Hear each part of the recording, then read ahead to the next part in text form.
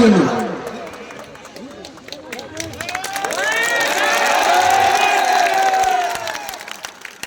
আমি চন্দনের স্ত্রীকে ডাকবো এবং চন্দনকেও ডাকবো, যে দিন রাত পাগলের মতো খাচ্ছে। চন্দনের স্ত্রীকে ডাকবো এবং বিষ্ণুর বোন চলে আসুন।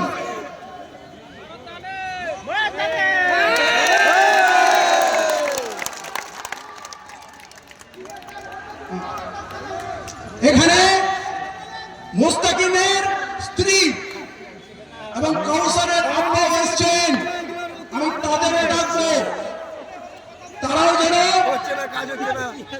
মালা ভর্তি হয়নি বলে আমরা যাবো।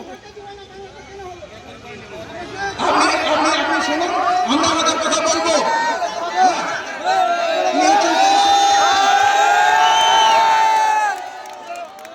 আমি মুস্তাকিমের স্ত্রীকে অনুরোধ করবো, এটা কিন্তু আমাদের আনন্দের খুব দুঃখের বিষয়।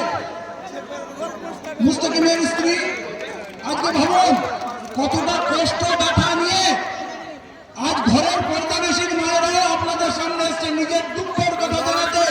নিরপরাধ লোকগুলো 10 মাস জেল খাচ্ছে, এই ছেলেগুলো সমাজসেবী। আপনারা জানেন তো তার বিচার চাই কিনা? আমাদের বিচার দিতে পারেনি। আমি একটু বলে নিই, তারপর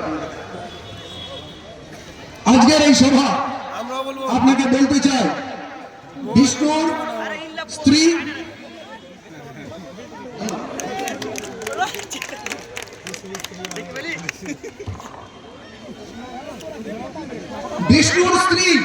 চন্দনের স্ত্রী আজকে এসে তারা তাদের এসসি এসটি সমাজে কাজ করছে যে আমরা সবাই একসঙ্গে থাকবো।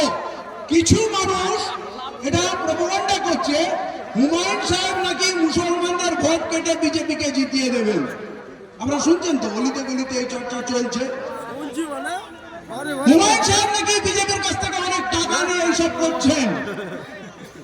আপনারা বলুন,